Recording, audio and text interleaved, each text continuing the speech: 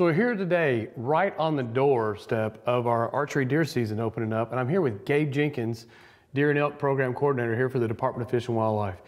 And Gabe, there's been some changes this year. Right, we've had a lot of changes, a lot to talk about really. You know, and there are actually 2 hunting guides out there this year, one of which was printed and delivered, and then there were some updates that have been made, and there will be a second hunting guide out there that has update in a big band across the corner of it, so it should be pretty easy to recognize. Let's talk a little bit about some of the changes, because there's still 4 zones, and there have been quite a few counties that have actually changed zones, correct? Correct. Yeah, so if you're a deer hunter in this state, we've effectively changed something for you, no matter if you hunt in Zone 1, Zone 4, West, East, South, Kentucky. If you hunt Kentucky and you hunt deer, there's something that's different for you. So it's very important that our hunters look at this new hunting guide, get online, get on the deer page and look at that, because we've effectively changed a lot. Let's talk a little bit about the changes and the changes that went in place. First off, if you buy a statewide permit or a youth tag or a disabled senior license, your tag now has 4 deer tags on it, correct? Correct.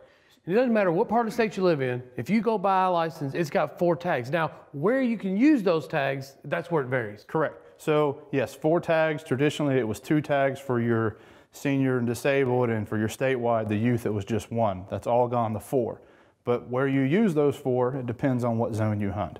So now, we've got to be very cautious when we say you got 4 tags. It's still 1 buck, and that's what makes buck hunting and deer hunting such a great experience here in the state of Kentucky, is that we are getting an older class of bucks, and we're getting really nice bucks here in the state of Kentucky. Absolutely, and I mean, our hunters have come to expect that. They want that, and we agree with that. That policy is it's 1 buck, whether it's a spike or the biggest deer you've ever seen in your life, it's 1.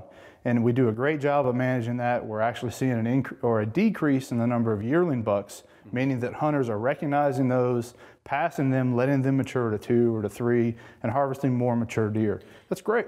And even in Zone 1 county where we go, there's too many deer. Deer need to be taken out. Removing the bucks is not going to fix that issue. No, not at all. With allowing people to take unlimited does, or at least 4 on a tag, and you can go buy additional tags for 2 additional deer, by doing that, by only taking 1 buck, our ratio is still pretty close to 50-50 when it comes to take at the end of the year, isn't it? Absolutely, yeah. When you combine and look at it like we do on the antlerless take, it's close to 50-50 every year. Let's get back to these zone changes again. So Zone 1, tell me about what Zone 1, what it all consists of. Right, so Zone 1 to us as the managers is we want to see that population be reduced. You know, it's not intuitive. When you think 1, that's the best. Not really, it's actually the worst. We want to bring that population down. It's socially and or biologically out of control. It's not the where we want it. We want to bring it down to that 2 or that 3 level. And when you look at large deer that we get records of, we're talking Boone and Crockett, Pope and Young style deer, Zone 1's proportionate to how many deer are taken from those counties don't have the same number of trophy animals, do they? No. I mean, when you look at the number of deer harvested compared to the number of Boone and Crockett deer, your Zones 2 and Zone 3s are really where your most potential is to shoot a big deer.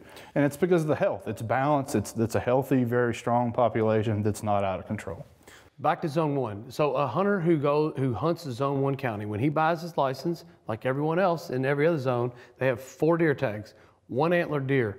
How many does can be taken in Zone 1? Zone 1, it's no change. It's still unlimited antlerless deer as long as you possess those permits. So you get those 4 deer on your statewide. If you harvest 4 antlerless deer, you can go buy your additional deer permit for $15. That gets you 2 deer still. You could shoot 2 antlerless deer there, or you could shoot an antlered deer and an antlerless deer and move that on up through. So you can keep buying that antlered deer or additional deer permit and keep shooting if you want to. And like the changes were made a couple years ago, if you want to go out and take 4 antlerless deer, when you buy your bonus permit, you can now make that one of those your buck tag. You're still allowed 1, but you can go out and take your 4 does. And when you buy your bonus tag, it's no longer a bonus antlerless. Right. You can use that for your buck tag. It's just an additional deer permit that gives you 2 deer. Zone 2.